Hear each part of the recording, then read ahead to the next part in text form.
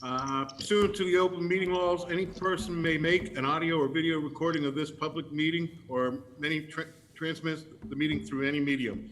Attendees are therefore advised that such a recording or transmissions are being made, whether perceived or unperceived, by those present. We lost you. Losing you. We lost you, John. No. I can hear you, Walter. That's the important thing. Usual location for conducting public hearing will be closed to the public. Therefore, this conducted virtual hearing will be advised as follows. Copies of the documents to be presented at the hearing may be requested by noon, 5/29/20, by contacting commission email. Written comments received by the commission by noon, 5/29 via email will be read into the recording at the hearing. Persons interested in participating in a virtual meeting may request a link for access by contacting the commission by noon, 5/29. Conservation contacts information, email or telephone 508-324-2340. First on the agenda tonight is a notice of intent. NRAD number is NOI file number SE024-743. Applicant Mark Shea. Owner Joan St. Orange. Project location is Terry Marie Way, Assessors Map T-25-65. Filed by Goldsticks Engineer on behalf of the owner applicant. Are they here? Yes, they are. Yes, yes, Mr. Chairman. Mark, I'm a neighbor, I'm abutting, but they're supposed to be here. Mark. Yes, John, Yes. excuse me. Aren't we supposed to do a roll call? Oh, sorry. Forgot the roll call there. Let's go back and just do that. Let's see. Andy Liss Yeah. here. Jim Hornsby, Here. Galter Emerald Here. here. Then assisting us is Bill Kenny, the head of the planning, and assisting him is Patty Aguiar. And Alex Mello is doing the Zoom meeting for us. Then we'll go on the meeting. okay, Mr. Chairman, can you hear me? I can barely hear you. How about now? Is that better? It's a little better, yeah. All right, I'll try. Just stop me if you can't. Just to give you the background on this, as you probably recall, this is a petition to determine the location of the wetlands in this vicinity. And there was a previous meeting, and Mr. Roth, my predecessor, recommended that this be referred to an independent consultant to get a second opinion as to the delineation of the wetlands. And we received a report which was issued by the consultant, ERC, dated March 20th of this year, and that's been distributed to the members. And basically, they confirm that the delineation that was originally submitted by the petitioners, in their opinion, is accurate. And if the commissioners have any questions, we have a representative of the petitioner here tonight, correct? Yes. Okay. And my recommendation is going to be that the board vote to issue a Form 4B, which is the Order of Resource Area Delineation, which would basically confirm the delineation that was made by the petitioner's representative. And I also received some email comments from an abutter, and I'm going to read those into the record. Just the one sheet, Patty? Okay, this was received from Jacqueline Nerbonne, Nerbonne. It says, hello, my name is Jacqueline Nerbonne. My property is at 3325 North Main Street. More apartments, exclamation point. Not very happy. That land back there is all very wet. The brook runs through. Sometimes my backland is saturated.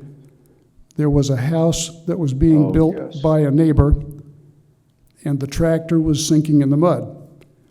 Where is the wildlife to go if apartments are always built?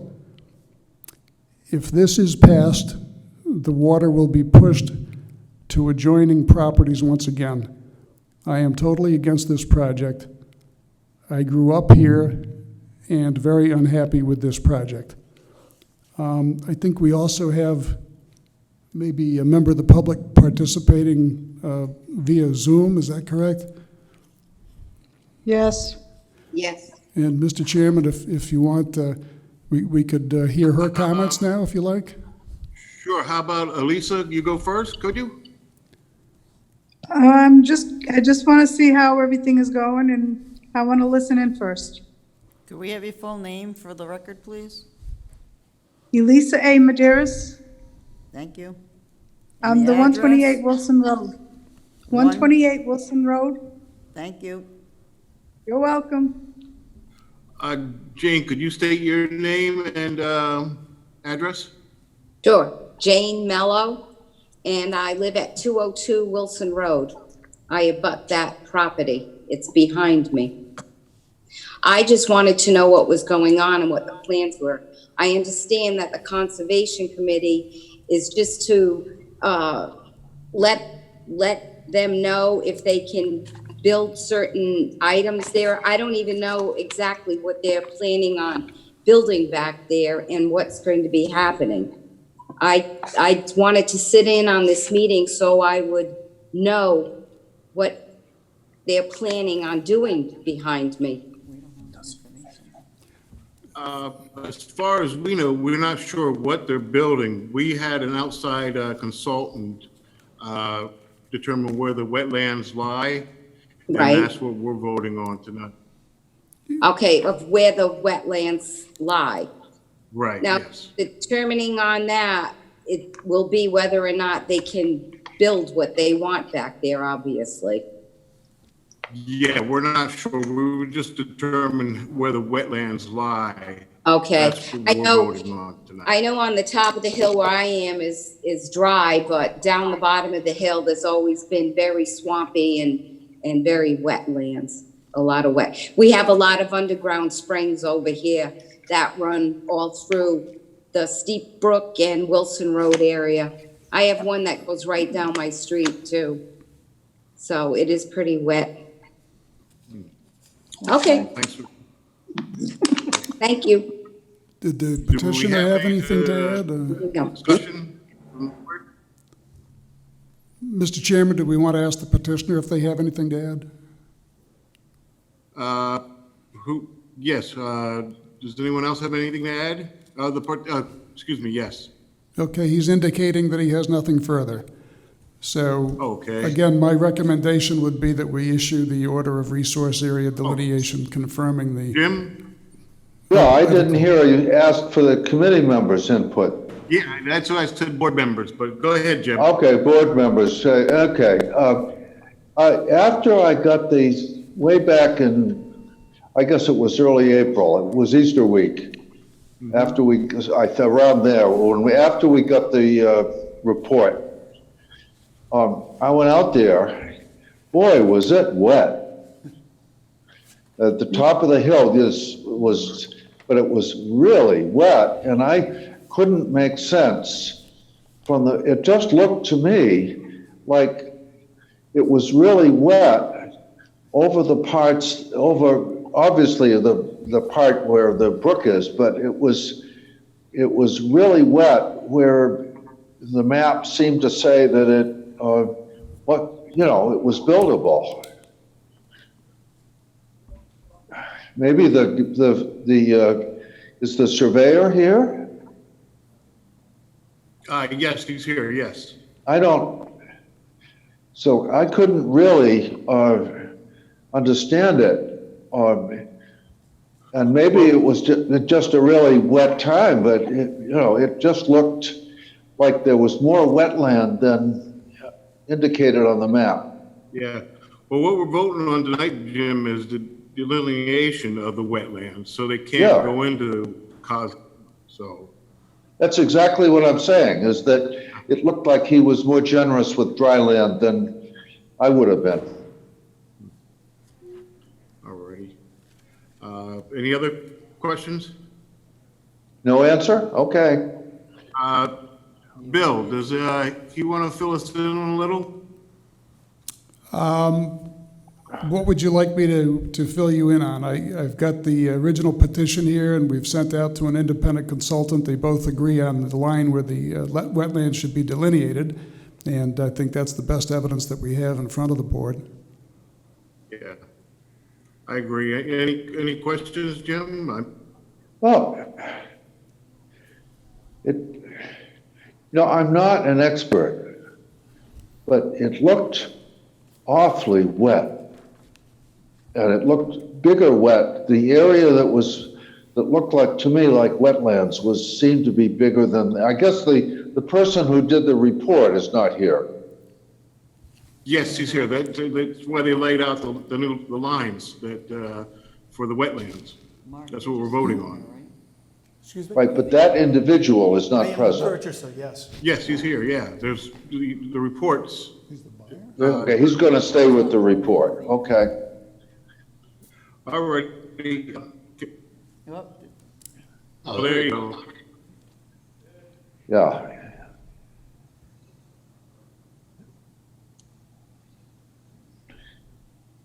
So that's the Does that original help you? plan, right? Mm-hmm. And the expert that we hired confirmed that that location is accurate. 3 experts. Okay.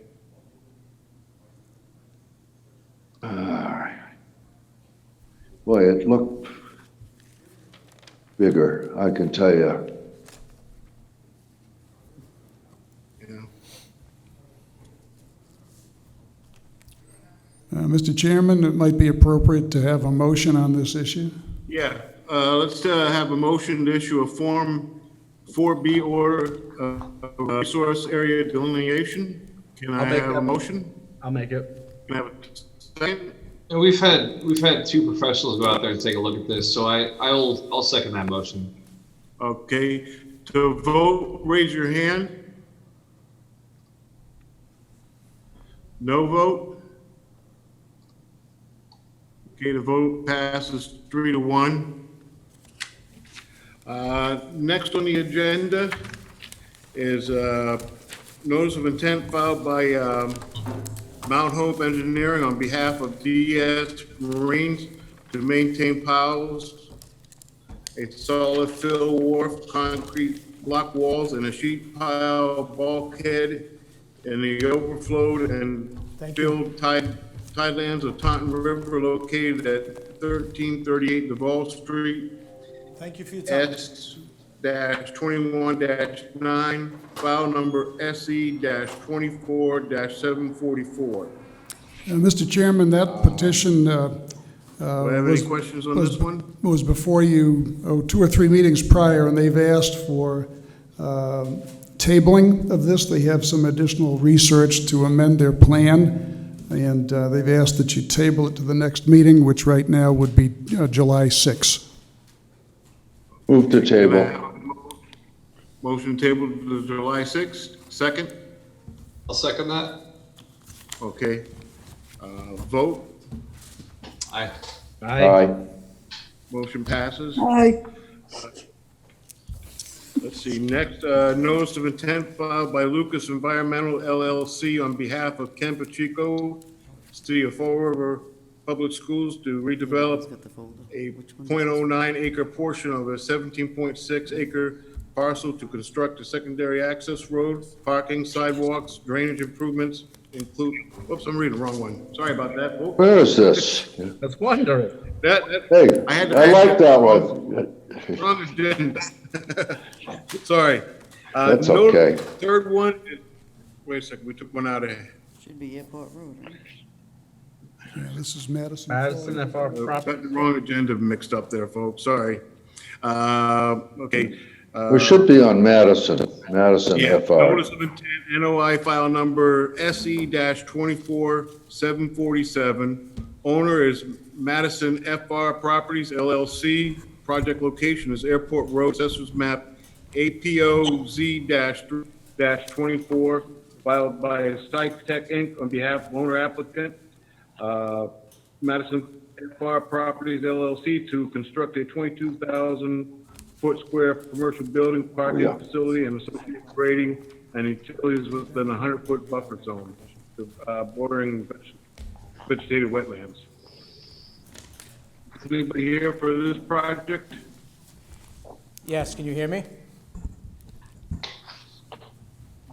Yeah, Can you hear me? we can hear you. Can you hear me? Can you see Okay. me?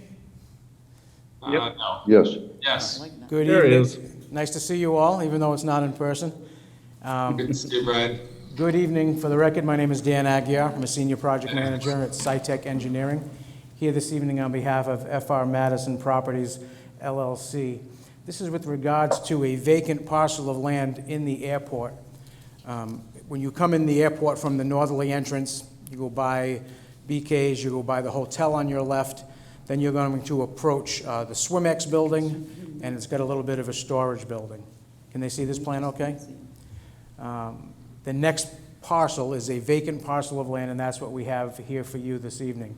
What you see to the east of the property shaded in yellow, and I don't know if you can see the colored plan or not, but there is a bordering vegetated wetland to the east of the rear portion of our property. And stormwater now flows down through this wetland, through a ditch that runs along our lot line, and then that enters the ditch system along the sides of Airport Road. The airport was designed many, many years ago, and at the time, what they did was they accounted for all stormwater that could be created in the park. And what it does is it basically tells each applicant, okay, you can develop your building to the fullest extent. What you need to do is you need to treat that water, and then runoff needs to be entered into the swale system that you see that runs through the entire park. So when you go down the park now, on the left side, you'll see that pretty well-pronounced swale system. Each driveway has a culvert in order to get from Airport Road to the site itself. This piece will be developed very similarly to every other parcel in the park. As you come down, you'll see that we have two proposed driveways, and that's to accommodate large truck traffic. We have two culverted crossings through that ditch system, which is not a wetland, it's a drainage system. So we've created a small parking area in the front and an approximate 2,200 square foot manufacturing or storage building in compliance with the zoning provisions. We have done some water quality treatment. All of the paved surfaces will run through a water quality treatment manhole prior to entering that ditch system, and all runoff from the roof drain system will be discharged through a collection system into a little swale depression that we're putting in the front of our parking lot as well. The proposed project, you'll see the rear portion of the building, as you see shaded in red, falls within the 100-foot buffer zone to that wetland that is to our east. The majority of the project does fall outside of the buffer zone. So as this water now comes down from the east, it'll swing around to that swale system as it does now and wrap around the building and then find its way down into the trench system that runs along Airport Road now. So it's a pretty straightforward project, very similar to every other developed site that you'll see in the industrial park now. If you have any questions, I'd be more than glad to answer them. So, Mr. Aguilar, that's 100 foot out of the buffer zone? There's a 100-foot buffer zone associated with the bordering vegetated wetland, and the rear portion of our building, and then some grading behind the building is what falls within that buffer zone. So about 3/4 of the building, maybe even more than 3/4, is outside of the buffer zone, but some of the grading and drainage development improvements fall within that buffer zone.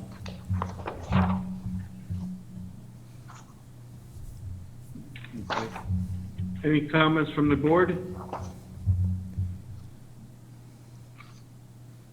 Jim, any questions? Andy? No, I'm good. Coulter? It's pretty standard. We see this all the time down on Airport Road, so I like it. And just so that the Bill? board knows, this project will have to go through site plan review as well. This is the first step, so that we can get your blessing before we file with them. So we'll get another set of eyes on it with regards to drainage compliance. Bill, do you have any input? Yes, I do.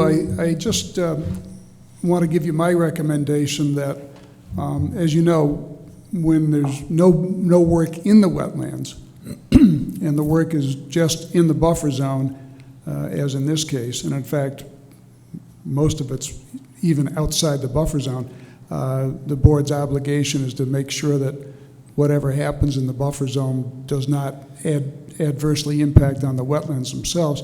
And I think this would be a good case in which to issue the order of conditions with the usual standard conditions, but also a number of special conditions, just to make sure that the work that they undertake does not inadvertently impact adversely on the wetlands themselves. One of the helpful things about this particular plan is that right on their plans, which were dated March 1st of 2020, they have a series of notes that explain how they're going to control for erosion and sedimentation during the construction phase, and also includes an operation and maintenance plan and stormwater management system, which are all based on best practices in the industry. So one of the special conditions that I would recommend would be to bind them to do the work as they said they're going to do it, as they've said on their March 1st, 2020 plans. Also, I'd recommend some more standard conditions that we sometimes add. First, that work is not to be started until they record the order of conditions at the Registry of Deeds and prove to us that they've done so. Also to specify that no alteration of the wetlands is authorized under the order, and any unauthorized encroachment could result in an order to restore any alterations that might be made in the wetlands. In addition, the Conservation Commission, as usual, would reserve the right to enter onto the property to verify compliance with the order. And then finally, something I think you're familiar with during the time that Bill Roth was assisting you, we'd ask them to submit as-built plans at the end of the process, and that would specifically be a condition to their getting a certificate of compliance, which is something that they must get at the end of the work. And then finally, as Mr. Aguirre mentioned, this project would be made specifically subject to going through site plan review, in-house administrative site plan review. So those are the 6 special conditions that I would add to the usual general conditions. And based on that, having these conditions, I'd recommend that you issue the order of conditions. All right. So can I have a motion for a negative determination?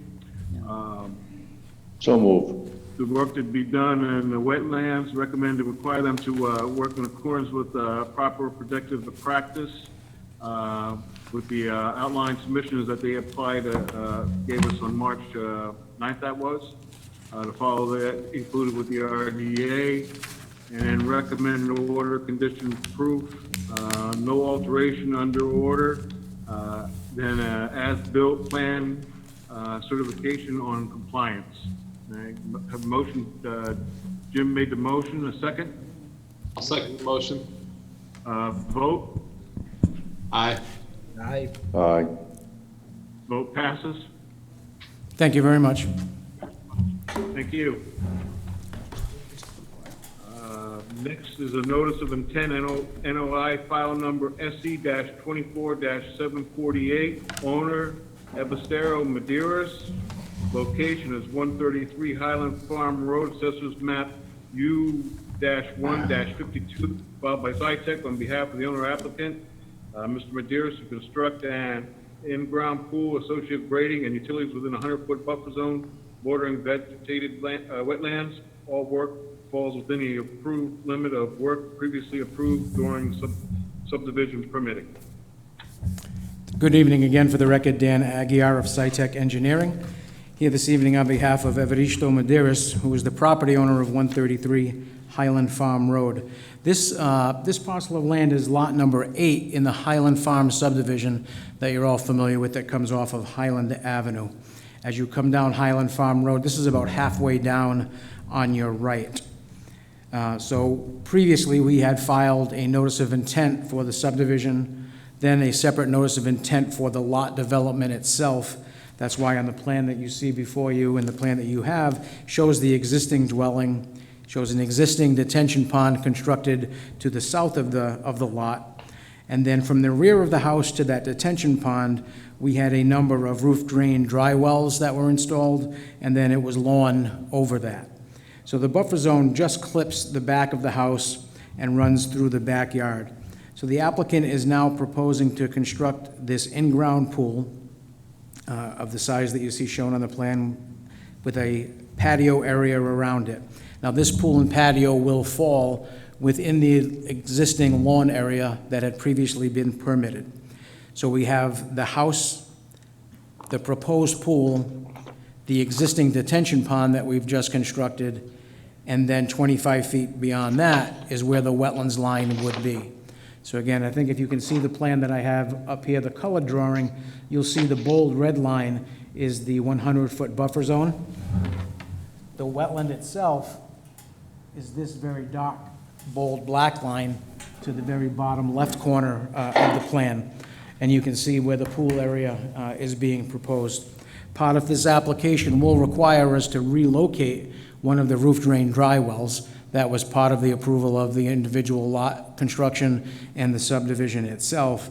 So we've shown a relocated location for that roof drain dry well. Standard practices for doing work within the buffer zone, as the chairman and the agent had stated previously. The board has had concerns in the past with regards to filters and filtering, and I know that they have a set of conditions, I believe, for other in-ground pools that we're not opposed to. Again, this would be far from the bordering vegetated wetland. I'm estimating probably 70 feet to the wetland, and again, the detention pond is between the proposed pool and the wetland itself. That's all. Could I ask a question, Mr. Chairman?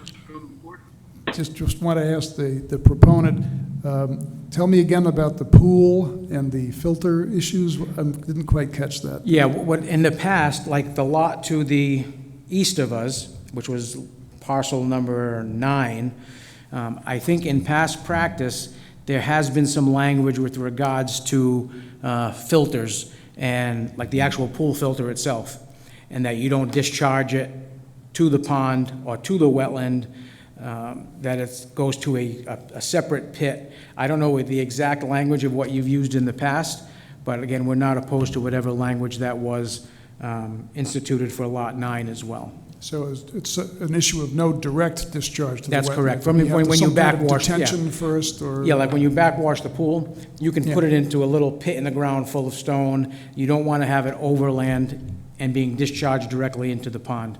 And I know on past orders, so if you look up 9, whatever the conditions were for Lot 9, I think you'll see that language. Yeah, I think that makes sense. Okay.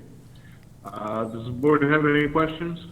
Yeah, just one. Dan, in reference, I just want to make sure I'm right on this. Yep. So the pool chemical water, it's not going to in any way, shape, or form get into the wetland, correct? That's correct, and that's what that condition that you've put on Lot 9, that ensures that that will happen. A lot of people, when you have a filter, you'll backwash it, and it just discharges to the ground. We want to make sure that that doesn't happen here, that there are some steps that are taken so that the pool discharge water does not run downstream into the pond, which then would ultimately make it to the wetland. So the backwash filter should need to be done in some type of contained underground infiltration system. Really just a hole in the ground with some crushed stone. I mean, there's not a lot of water that comes out during backwash, but you do want to make sure that either the chlorine, the salt, or whatever type of filter you're using doesn't find its way into the wetland. And that's pretty standard procedure. Okay, thank you. Yep.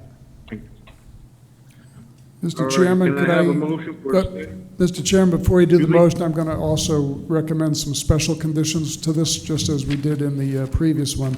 Again, this is all buffer zone work. the standard conditions would apply, but I'd also recommend that you, again, require them to first record the order at the registry before starting work, that they erect the usual erosion controls prior to starting work and maintain them during construction.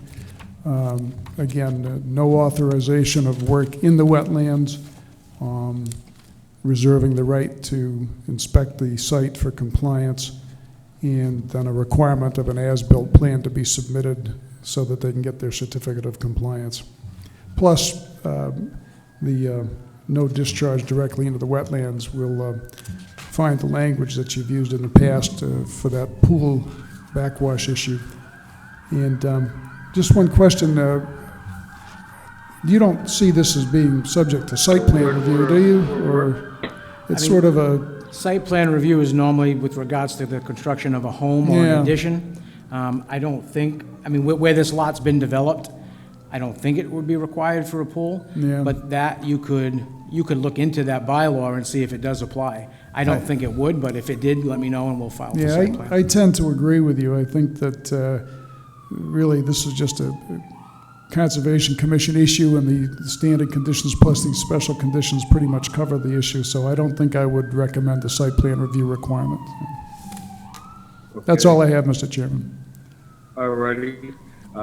Pick up then, let's see, as-built plans issued. And then we'll follow the same pool requirements as we did at Lot 9 at Highland Farms. Do I have a motion? I mean, Motion. a second? I'll second. Sure. Vote? Aye. Aye. Vote passes. Thank you. Thank you.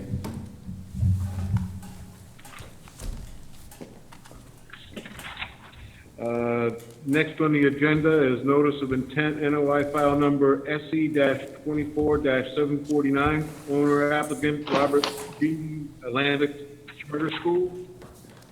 Location 991 Jefferson Street, assessors map D-20-1, filed by Zytec on behalf of owner applicant Atlantic Charter School to construct a baseball field with associate grading, fencing on a portion of subject property. The work will involve some filling of a portion of isolated land subject to flooding, as well as work in the buffer zone to bordering vegetated wetlands. Good evening again. For the record, Dan Aguirre of Danny. SciTech Engineering. I'm here this evening on behalf of the Atlantis Charter School regarding the expansion of their campus to include this new baseball field development. They are located at 991 Jefferson Street, and there have been multiple filings with this commission with regards to this applicant and this piece of land.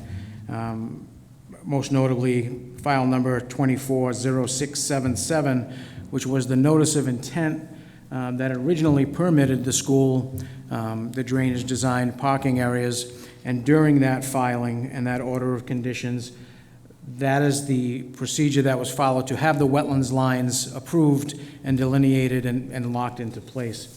So what I brought for you first is, again, hopefully you guys can see this plan. This is an overall plan of the entire campus. It shows the existing school located to the center of the site. And then at the very southeast corner of the parcel, you'll see what I have circled here in this little black clouded area. That's the location of the new baseball field. Also in this location, where they've constructed a track recently up in this location, the parking areas and driveways were all done underneath that original order of conditions. So on this plan, where you see that we have shaded, you'll see that there are a number of little pockets and odd-shaped little isolated lands subject to flooding, not bordering vegetated wetlands, isolated lands subject to flooding. So we have that jurisdictional area here, and then of course there's also the BVW that was associated with the South Watuppa Pond, which is to the northeast of our property. So again, what we're going to be focusing on this evening is this bottom corner, and that will be the plans that you've seen, as well as the plans that have been submitted, and then I brought you a colored version of it tonight. So what we'll have... That is helpful. So actually, I don't know if you'll be able to hear me if I leave this microphone, but If I can pull this back just a tiny bit, just so that I can get in here. I Okay. can't hear. Can you hear me now? Yes. Okay, I want to make sure you can hear. So again, what we have is the end of Hyatt Street, and then what you see shaded in this light green that I've labeled ILSF at the very bottom of our plan, that's a portion of the isolated land subject to flooding that I just shown you on the larger plan. So what we're proposing is the construction of this baseball field outside the 100-foot buffer zone in this location, and then the 100-foot buffer zone would just catch the outfield line around center field. And then again, within the baseball field, we have the detention pond directly to the north of the proposed field, and then the South Watuppa Pond. So again, this proposed field, for about 90% of it, falls within a previously altered area of the site. That's basically a graveled out, hummocky construction area that Duro had used way back when. So really what we're here this evening for is this small portion of buffer zone activity to the north, and then you'll see I have shaded in these little pink outlines the two small areas of isolated land subject to flooding that we would be filling. Now what we've done is, right now, a portion of this site runs down from a ledge outcrop that's just to the left of the plan, runs down this way into this little bit of a wetland, into this lower isolated land subject to flooding, and then makes its way down into the pond. What we've done by constructing this field is that we will be swaling, and you can see this swale that runs along this side of the proposed field, and then a broader swale that runs along the westerly side. We'll be taking some of that stormwater and directing it into the detention pond. So right now, that area is running free flow into the pond. This will allow us to grab some of that stormwater that's now going to be coming off of a grassed surface, not a gravelly scrubbed vegetation area, run it through the pond, and then the pond will outfall the way that it does now, that collects parking area, roof area, and all the other parts of the site. What we did have to do with our drainage calculations is this outlet structure to the pond, which is a concrete box with a series of holes in it, we've had to modify that a little bit to handle that additional flow. We've proposed hay bales and silt fence along the limit of work within that 100-foot buffer zone area, and then the down gradient portion of the construction of the field near the ILSF as well. So it's a pretty straightforward application, really all buffer zone activity except for the alteration of this isolated land subject to flooding. Now, unlike a bordering vegetated wetland, there is no limit to how much ILSF you can alter. They're basically just puddles. And as long as drainage-wise you've shown the ability to accommodate that water that would have hit that area, then you're allowed to do that alteration. So again, through those swale systems around the field and the alteration of that pond, we've proven that we've met those performance standards. That's all. Thank you. Any questions from the board? Yeah, I've got some. Okay. I do. Oh, Jim, go ahead. Yeah, Mr. Aguirre, Yes. could you go back to the first map you showed so that we could all see it?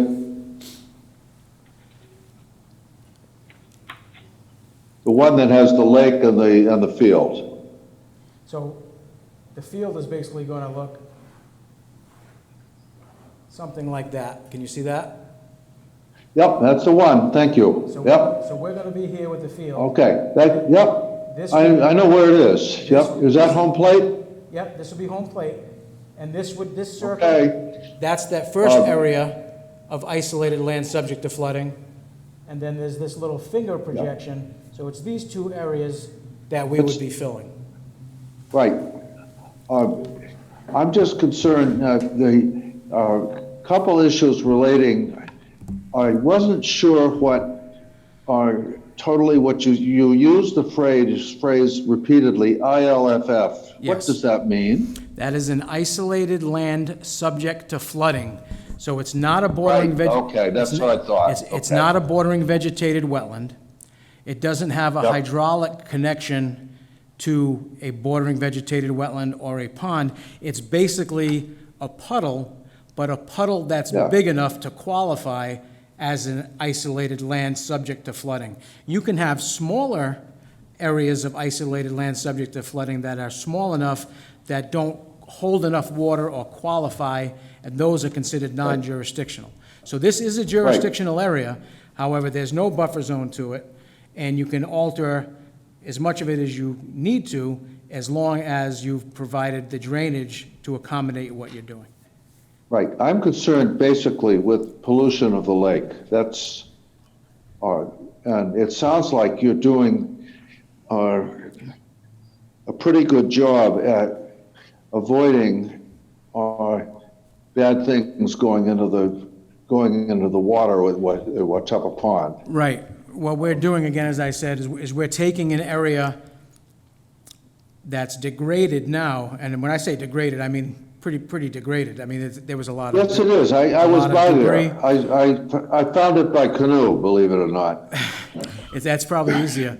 And then, so what we've done is we're going to be collecting that stormwater that comes off this field and running it through the existing drainage pond that we've designed for the entire development. Okay. Now, second set of things, what will be there will be essentially a large lawn Correct. composed of the infield and outfield. That's correct. I'm concerned that with the amount of grass there, and I would hope as a condition they would not use nitrogen or other kinds of fertilizers that would leach in and pollute. Well, what I would suggest is that with the remainder of the site and the existing order of conditions that was put together for that site, I don't know if there was a provision with regards to fertilizer in that. However, the board can vote however they would like to, and if they only wanted them to use natural fertilizers in this area, or maybe within an area within 100 feet to the wetland. Again, this is probably, 300 feet from the wetland. Actually, probably know. more than that for the It majority. looked like it was about 75 yards, but I wouldn't. Yep. I'm asking that you not use, because Watuppa Pond does have a problem with an excess of nitrogen, and then we have algae blooms and so forth. Yes, again, however, if the board wanted to make that a condition, we wouldn't be opposed to it. I mean, as long as they were allowed to use Fine, some please other do. type of fertilizer. Okay, we can put that in. Bill, do you have anything to add?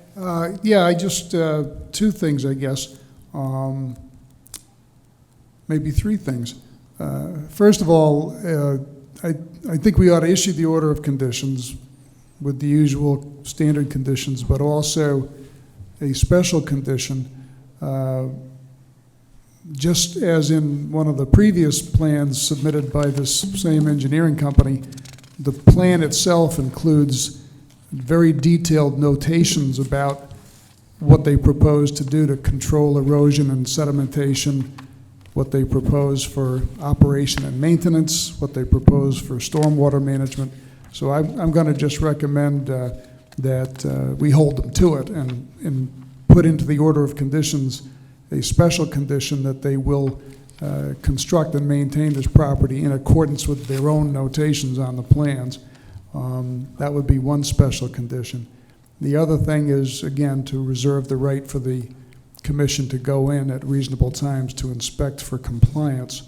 The third thing I really hadn't thought of, but Reverend Hornsby makes a very good point about the fertilizer, and I just don't know how you would word that. I think I'm not a fertilizer guy, I have to say.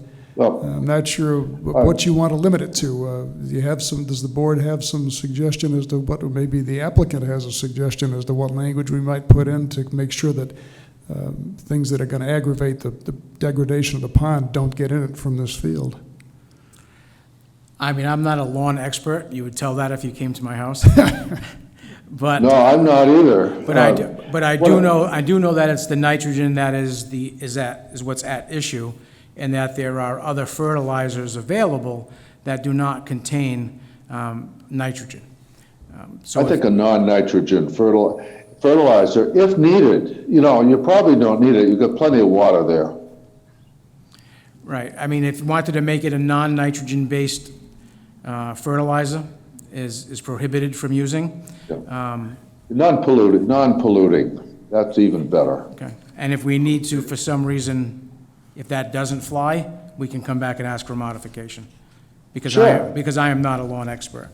But if I can Yeah, mention, well- if I can just mention quickly, Mr. Kenny, if you look in the drainage analysis, there is a construction erosion and sediment control plan, the Right. verbiage. Right. So maybe if we just take this and make it part of the plan set and bring you revised plans, would that accommodate? Yeah, we could refer, that would be helpful to put it actually on the Yeah. plan, or we could just refer it to the separate report. It's better to have it on the plan, I think. Yes, I think so too. All right. Reports sometime get All right, so misplaced. that would be the operation and maintenance plan, stormwater management, right? Yes, correct. The erosion and sedimentation control program, and the general site controls. I thought they were already on the plan. Aren't those three notations on there already? They may be on the. They're on this set. On the which is- detailed sheet, yeah, Yeah. I've only brought the, All right, so your work is done, it's here. Okay. We got it, so we'll refer to those. I'm just thinking about the fertilizer issue, maybe, hate to leave it sort of open, but maybe a condition that only fertilizer approved by the board can be used, and then that way you come back to us Well, why when don't- it's fertilizer time. why don't we do and- that then? Why don't you let me go find the fertilizer that we want to use? Yeah. And just make that a condition that the board needs to approve whatever When the time fertilizer comes, we that's, use. that's simple enough. We could bring it up at any subsequent meeting as a simple item, Yeah. and you can come and Or say. it can even be prior to the start of construction, we're not opposed to that. We can find out pretty quickly and Yeah. get you that Yeah. information. And we can present it to the board, and you'll say, look, I've identified this, and it's not going to aggravate the condition of the pond, and Yeah. and is that okay? And the board will say yes or no. you know? Okay. Yeah. I think that's a good idea. So prior to construction starting, an agreement will be made to present to the board a certain fertilizer that you propose to use, and we'll get it approved. Okay, we'll put something in like that. Now, the only other question I Excellent.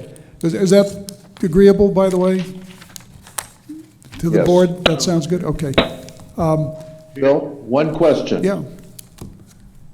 Go ahead, Bill, Jim. Mr. Aguirre, Yes, there's about, you said it was 100 yards, about 300 feet from the field to the pond.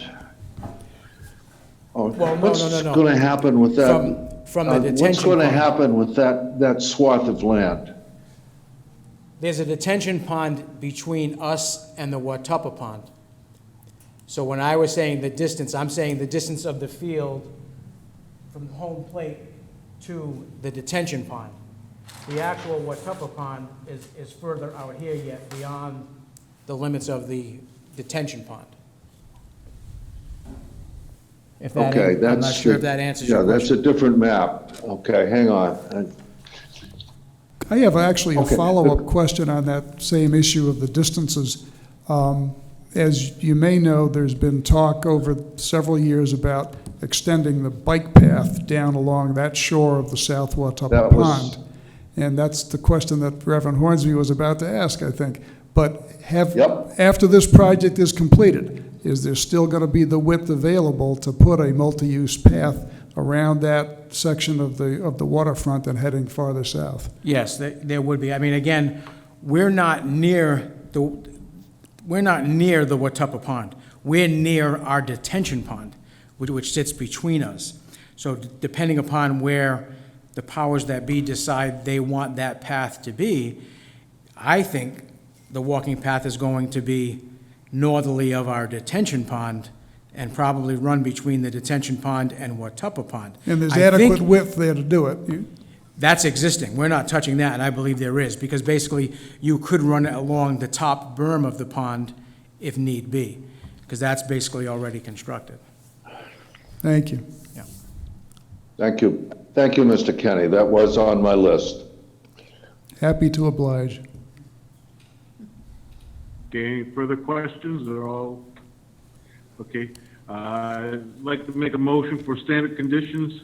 Included in this will be their operation plans, erosion plans, cited in the plans, be able for commission to inspect. We'll vote later on what kind of fertilizer can be used on the ball field. Can I have a motion? I'll make that motion. Second? Second that motion. Vote? Vote passes? Aye. Aye. All right. Thank you On to very the much. Next one. Thank you, Dan. Thank you. Is your work done for tonight, Mr. I am Aguirre? done. Thanks for coming. This is the first meeting that, like, a live meeting that I've gone to in 3 months. And it may be the last. I've been able to wear a shirt and a jacket and a pair of shorts to every meeting, like the old days of ESPN when they first started, nobody wore pants. So hopefully you're all wearing pants today. You can't tell, can you? No, you No, can't. no pets. I'm not standing pants. up. Thanks again.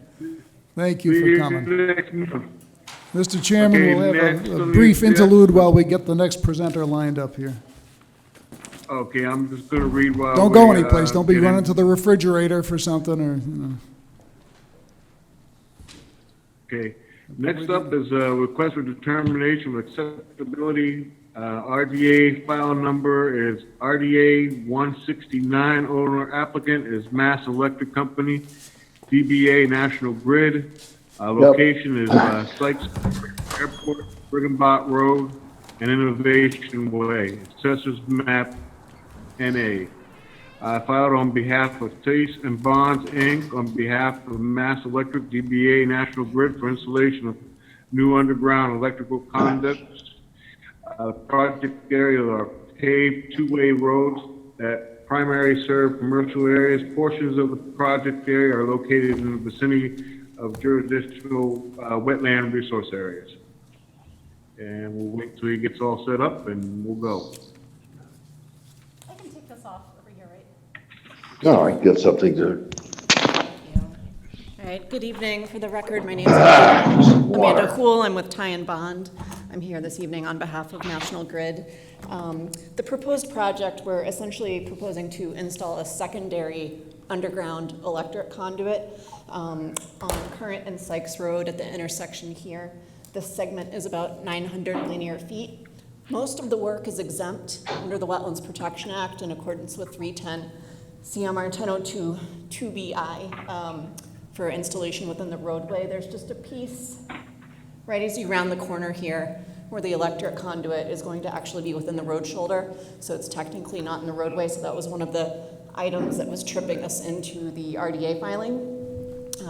There is a bordering vegetated wetland here. So the work will be within the buffer zone. And this is part of a larger project. So there's a secondary stretch of conduit that we're also proposing to install along Riggenbach Road and Innovation Way. This stretch is about 2,300 linear feet. And again, the majority of this will occur within the existing roadway. There's just a piece right at the terminus here where it's going to tie into an existing utility pole. And so it's going to have to bend off of the roadway just for a little bit. So again, because it's not within the roadway footprint, we're not eligible for the exemption.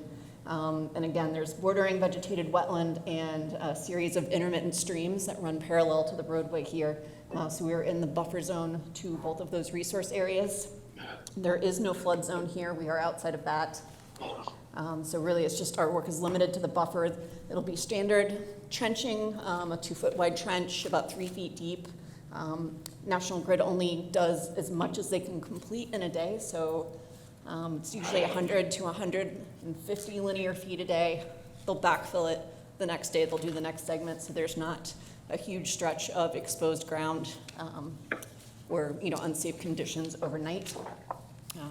So it's pretty much the basics. We'll be installing straw wattles along the edge of the roadway to protect the wetland wherever we're going to be excavating adjacent to a resource area.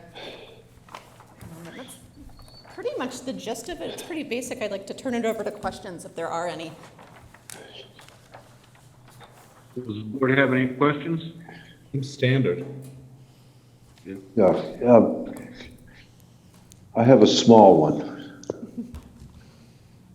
Okay, go ahead, Jim. Yeah, the brook. you'll be careful with the brook there. Are you there? Yes, I am here. Which Is brook? can you hear me? Yes, I Yeah. can hear you. Okay, there's a brook there. Try to be careful with it.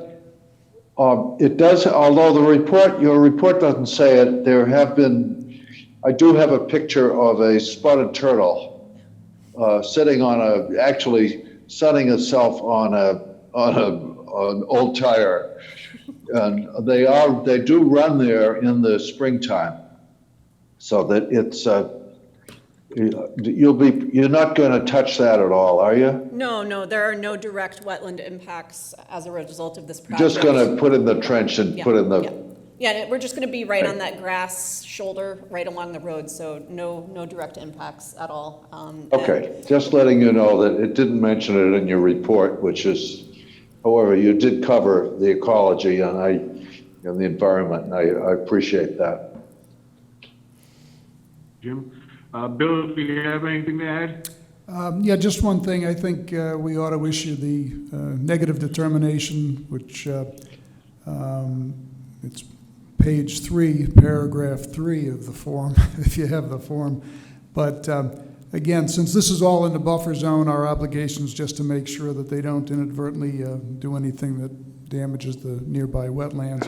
And their cover letter spells out the methods and protections that they intend to employ, and I think we ought to put that right in the determination and hold them to what they've promised to do.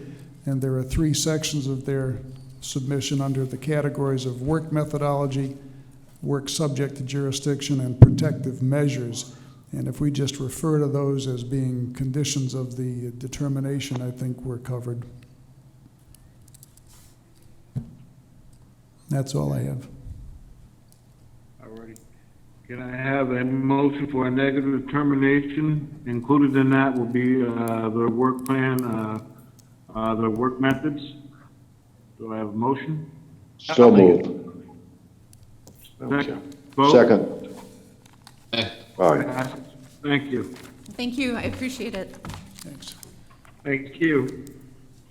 Next on the agenda is a notice of intent, NO file number SE-24-750. Owner applicant is Paul Furlan, -303 RP LLC. Project location is 303 Britley Way, Assessors Map Y-6-41, filed by Insight Engineering Service LLC on behalf of owner applicant Paul Furlan of 303 RP LLC to construct a crushed stone driveway and a buffer of a water body self.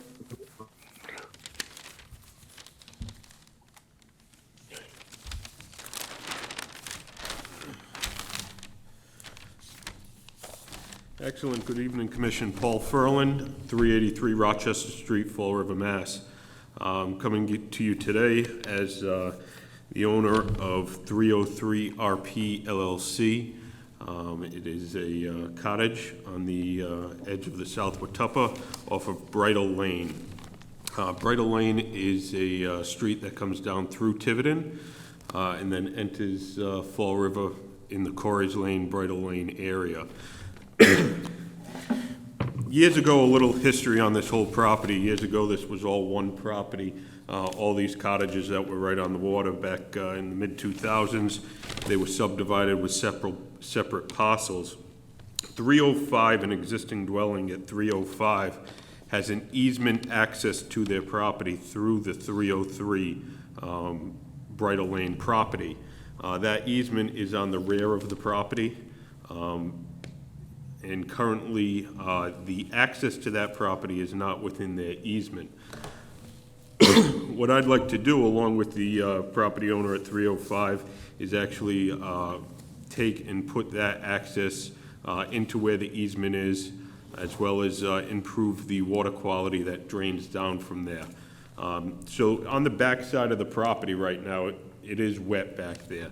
That's due to some drainage from detention ponds that come from Bridle Lane subdivision up in Tiverton, and it actually drains down through this area and then goes out into the South Watuppa Pond. What we're proposing to do is put a stone gravel access way on the rear of the property. On the backside of that stone gravel access way, we're also going to be including a swale that'll be used for drainage and also for water quality. Currently, that area is more of a nuisance vegetation growth that's in there. There's some large trees and some small scrub brush that doesn't really soak up too much of the nutrients or phosphates that affect the water quality within the South Watuppa Pond. A nice grass vegetated swale through that area will definitely soak up a lot more of the nutrients and phosphates that come from the detention pond of the subdivision upstream from there. Not upstream, it's just a drainage area, it's not a stream or a lake running down there. So I submitted to Mr. Kenny 2 letters that I received, one from the property owner at 305 Bridle Lane and one from the property owner at 301 Bridle Lane. Due to the COVID issue, they weren't able to come and publicly appear at the meeting here, but they did want to, send something in. The one other thing that we wanted to do, the owner of 305, he currently has an overhead electric line that runs in between the garage and the existing dwelling at 303. He wants to do an underground service within his easement on the back of 303s to be able to get that overhead line that doesn't have proper easements off of that property. So with that, that's a brief overview. We are within a small section of the very end is within the buffer zone of the South Watuppa Pond, and that's why the buffer edge is shown on the plan.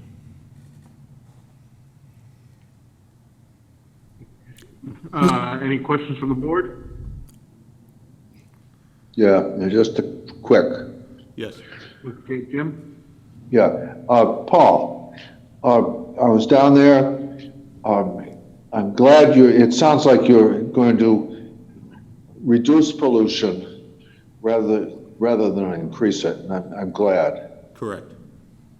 You know, Another question is, what do you folks do down there for water and sewer? Do you have septic tanks or what? So they're actually tight tanks within this area. So back when the properties were subdivided, most of these properties were also permitted for a tight tank. They were given a variance under the Title V due to the high water table in the area. So it all goes into one sealed tank, and then you have to get, so all the water that you use from a shower or from your kitchen sink all goes into a sealed tank, and that tank has to be pumped out. So they get pumped roughly every 3 months is what you target for when you design them, and that's what everybody has to do. So there is no leaching field like a standard septic system. Right, and good. And separate. And what did you have water? Do you have town water from Tiernan? No town water down there. It's wells on the property. So with a tight tank, you're able to shorten up the distance between a well and your self-contained disposal apparatus, which is a tight tank. So. Thank you. Just curious. A lovely spot. I was there yesterday. Thank you. Okay. Yeah, Bill, do you Mr. have Chairman, anything to yep, add? just so you know, I'm going to enter those 2 letters of support from the neighbors into the file for the record. And this is not involving the wetlands at all.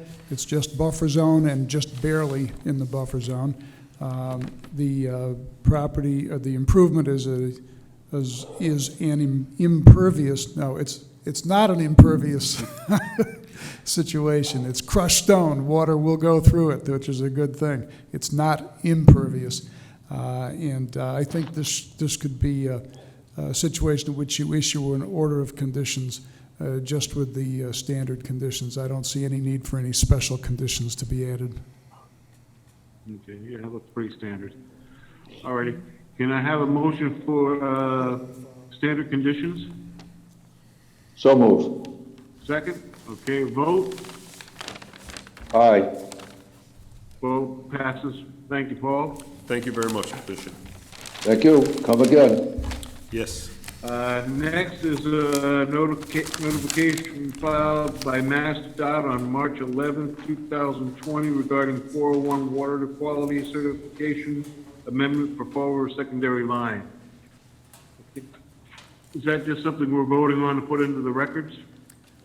This is just something to put into the record as received.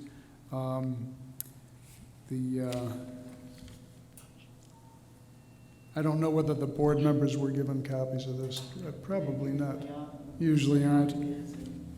I'm going to just ask you to table this until the next time so that I can reread it and give you a Move to proper table. summary as to what it involves. Okay. Alrighty. Motion to table that for the next meeting. Thank you. Passed. Okay, next on it is the, 7 is John? ratification of John, issuance of enforcement order. Yeah. I need to know who made the motion and seconded it, please, and then a vote. Jim made a motion and then Andy seconded it. Yeah, it was close, though. Thank you. Okay. All right, enforcement order by the chair on April 23rd, 2020 regarding the disturbance of a BBW at Easterly Timbers of Hayfield Lane and consideration of further orders reference SE 24-0693 and SE 24-0724. Yeah. All right, let me report on that, Mr. Chairman. Basically, the situation is this. We were notified at the Planning Department on or about April 23rd that apparently as part of the Highland Farms subdivision work, on which there's an existing order of condition, the city inspector, Dennis Silva, had noticed that some of the fences that are normally erected to control the possibility of erosion from the site during construction had fallen down. Also noticed that there was a fairly large storage container parked on part of the site that appeared to be encroaching on the wetlands area. And finally, a pile of soil that appeared to be in or at least very close to the wetlands area. So we arranged to have an emergency enforcement order issued. The procedure is that if we find a situation like this that requires some attention, the chairman is authorized to sign an enforcement order without first convening the full board. So the chairman signed the order, and this basically directed the project management at the site to move that large container and to get it out of the wetlands area, to repair the fencing, and also to stockpile the materials in a different area, that pile of soil, to stockpile it in a different area. And so the chairman signed the order, we served it by certified mail, and we have observed that the project management has taken appropriate steps to correct these violations. And we're going to continue to monitor the situation to make sure that they successfully accomplish this.